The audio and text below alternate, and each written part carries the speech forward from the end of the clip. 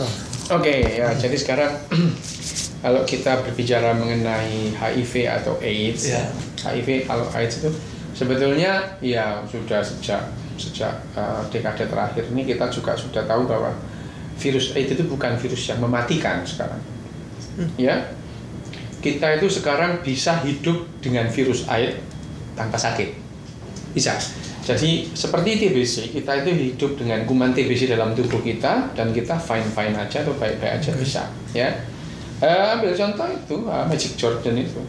Magic Johnson itu, ya sejak tahun 80-an sudah terdeteksi bahwa dia terinfeksi oleh HIV dengan treatment atau dengan perlakuan yang pas, yang betul, dia tidak apa-apa. Ya, baik-baik main basket tetap seperti biasa. Nah, perlakuan terhadap orang dengan virus HIV dalam tubuhnya itu penting diketahui karena itu yang menentukan apakah dia bisa hidup lama atau tidak. Kalau yang penting orang itu tahu bahwa dalam tubuhnya ini ada virus itu. Kalau tidak tahu itu yang bahaya. Ya. Kalau dibandingkan dengan virus hepatitis C itu, hepatitis C jauh lebih mematikan. Dibanding AIDS? Iya. Virus hepatitis itu jauh lebih berbahaya daripada hepatitis. Nah ini kan masalah masalah sosial aja mengatakan AIDS itu seperti itu karena dulunya ditemukan pada masyarakat orang-orang yang kaum homoseksual itu saja.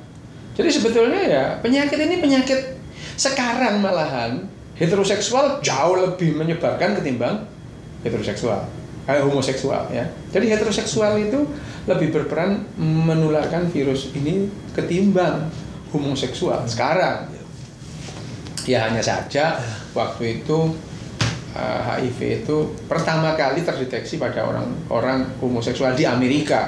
Tapi di Afrika ya semua orang kena waktu itu. Ya, tidak ada homoseksual, heteroseksual ya kena. Nah, kalau di Irian itu? Di Irian itu ya mungkin sudah ada kan. Sebetulnya AIDS itu awalnya kan ditemukan pada simpansi ya, terus kemudian menular ke manusia seperti Ebola gitu ya. Ebola dari kelelawar ke manusia. Ini dulu ditengarai di daerah sub-Sahara itu simpansi yang menderita atau mengidap HIV/AIDS menularkan pada manusia dan manusia menularkan pada manusia yang lain. Itu sejak lama. Hanya di Amerika tahun 80-an awal ditemukan 4 orang homoseksual semua menderita AIDS gitu ya. Nah, sehingga orang itu menghubungkan penyakit ini dengan homoseksualitas. Padahal tidak ada hubungannya secara langsung ya. Nah, sekarang HIV itu bisa berada dalam tubuh kita, tapi kita baik-baik saja melakukan aktivitas ya. Seperti penyakit TBC, kalau seseorang ada kuman TBC, dia bisa hidup seperti orang pada umumnya asal kuman TBC ini terkontrol. Jadi nggak perlu diobati maksudnya? Ya kalau menimbulkan keluhan atau menimbulkan penyakit, ya harus diobati. Loh, tubuh kita itu ada penuh dengan bakteri ya. Bahkan selnya riu ini itu jauh lebih sedikit daripada bakteri yang ada dalam 1:20 ya. Oh ya? Satu selnya riu itu ditemani 20 bakteri yang lain. Ya. Kalau bakteri itu diambil semua mati juga riu ini. Ya. Karena kita hidup ini bersimbiosis ya. Kalau dalam tubuh kita, misalkan dalam usus kita itu bakteri dihilangkan semua, mati saya. Karena vitamin-vitamin tertentu tidak bisa dibuat oleh tubuh kita tanpa bantuan bakteri. Ya, itu menjadi komunitas manusia ini, satu spesies ini ada itu. Nah, kembali ke HIV dan AIDS. Nah, sekarang adalah bagaimana kita bisa hidup dengan virus di dalam tubuh kita. Itu yang paling penting. Nah, sekarang dengan treatment atau dengan perlakuan tertentu, orang pengidap HIV AIDS itu biasa-biasa saja, dia bisa hidup dengan wajar gitu ya. Bahkan kita kadang-kadang nggak tahu nih orang HIV AIDS. Nah itu tidak perlu tahu, kita perlu tahu tapi tidak perlu khawatir gitu ya. Ya tidak perlu khawatir, sekarang sudah begitu. Jadi sekarang apakah itu perlu dilawan? Ya, HIV itu kalau ada jangan sampai menularkan. Ya memang ya, kalau ada kuman-kuman patogen atau kuman yang menyebabkan sakit, ya jangan sampai ditularkan gitu ya. Caranya ya gimana, hidup bersih, cuci tangan sebelum melakukan Tapi apa-apa. si virus itu sebenarnya bisa dihilangkan nggak sih dari tubuh sejauh ini? Sekarang sudah ada beberapa orang yang dinyatakan sembuh, itu ada. Hanya bukan single terapi, dia berbanyak terapinya. Jadi kita tidak tahu ini terapi mana ini yang membuat dia ini virusnya itu hilang. Itu ada beberapa sih yang dinyatakan. Tapi ada. Jadi ada. bisa disembuhkan itu. Bisa. Nah kalau sekarang kita masuk kaitannya sama. Jadi begini, HIV itu adalah human virus yang mempengaruhi imunologinya. Jadi menekan imunitas manusia, sehingga manusia itu imunitas, kekebalan tubuhnya terhadap penyakit itu jadi drop. Dia gampang sakit, gampang infeksi, ya. Tidak ada pertahanan lagi dalam tubuhnya. Nah, kaitannya dengan THC ini atau dengan kanabinoid atau bahan-bahan kanabinoid yang lain, bahan-bahan kanabinoid itu meningkatkan imunitas tubuh. Ya, melalui apa? Ya, melalui reseptor-reseptor THC yang ada dalam tubuh, terutama dalam otak. Contoh ya, secara langsung orang itu yang semangatnya tinggi, dia itu lebih tahan penyakit daripada orang yang semangatnya rendah. Ya, dari sini itu bisa dihubungkan bahwa THC yang memberikan internal bliss, kebahagiaan dalam tubuh itu bisa membuat kita lebih semangat untuk hidup. Ya. Bukan euforia tapi bahagia, ya. Membuat kita semangat untuk hidup, dan semangat itu secara langsung itu akan meningkatkan imunitas. Itu memang sudah jelas. Hanya sekarang kalau kalau kita mengatakan sampai sekarang bagaimana imunitas itu bisa THC itu bisa meningkatkan imunitas? Ya secara mekanismenya kita belum tahu, itu yang harus diteliti. Mekanismenya belum diketahui. Tapi misalkan secara empiris, secara empiris penelitiannya itu beberapa orang yang diberikan THC imunitasnya menaik. Hanya kan yang namanya ilmu pengetahuan itu kan nggak boleh puas sampai di situ. Mekanismenya gimana nih gitu. Ya. Mekanismenya gimana THC ini kok bisa meningkatkan imunitas seseorang itu. Meningkatkan T-selnya itu, ya. Helper T-selnya yang tadinya itu diserang oleh HIV ini kok jadi banyak gitu. Saya tuh kalau baca saya suka baca tulisan CD4.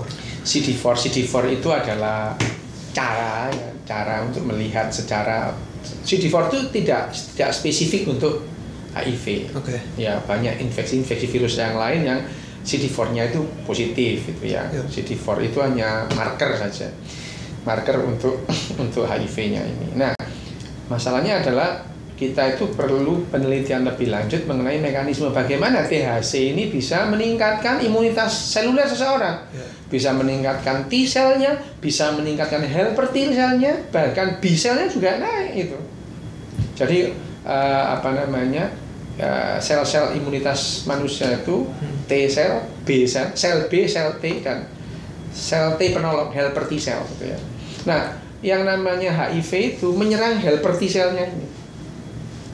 Ya, jadi dia langsung tidak mempunyai imunitas seluler, kuman masuk aja. Nah, pemberian THC atau kanabinoid itu pada beberapa penelitian, ya penelitian kita kan terbatas memang sehubungan dengan bahwa ini belum legal di beberapa tempat, itu memang itu kendala. Tapi secara empiris beberapa penelitian itu menunjukkan bahwa pemberian THC atau kanabinoid ini meningkatkan imunitas dengan jalan meningkatkan T-sel dan B-selnya juga naik. Sel B dan sel T-nya naik. Hanya kita belum tahu mekanismenya. Selain THC, ada nggak obat yang fungsinya mirip sama? Maksudnya ada substitusinya sih atau? Bukan substitusi, ada memang obat-obat yang istilahnya booster untuk imunitas. Ada obat-obat untuk meningkatkan imunitas tubuh itu ada. Ada, tapi itu juga diberikan untuk penderita-penderita imunitas tubuhnya terganggu. Jadi sampai sejauh ini karena pengetahuan kita terbatas dan ini empiris, dan yang namanya pengobatan itu perlu pembuktian jangka panjang. Bagaimanapun juga THC sampai sejauh ini ya dipakai sebagai ajuvan. Ajuvan itu terapi tambahan, bukan terapi utama. Ya, seperti seperti di beberapa majalah itu seperti National Geographic disebutkan bahwa THC itu efektif untuk obat sebagai sel tumor obat dari kanker otak ya, tapi sebagai ajuvan gitu ya. Jadi kalau pengobatan yang standar dengan diberi THC itu ada kemajuannya daripada tidak. Nah itu. Jadi sejauh ini kalau kita bisa memberikan ya ada manfaatnya, ada sebetulnya. Ya, yang suka jadi kontroversi kan kita lihat itu, apakah satu-satunya pemakaian itu caranya dihisap? Oh enggak. THC itu melalui oral bisa diserap. Ya, ekstrak dari kanabinoid ekstrak itu THC ekstrak itu ditelan bisa. Dan efektivitasnya sama aja. Sama. Jadi orang nggak perlu khawatir harus ngisap yang orang nggak suka ngerokok kan mereka. Enggak, justru kalau mengisap itu kita ada asapnya itu yang tidak sehat. Ya. Mengisap kita bungkus dalam misalkan dengan kertas. Nah, asapnya kertas itu membentuk tar, itu sama bahayanya dengan merokok itu tarnya. Tapi yang efektif ya ekstrak.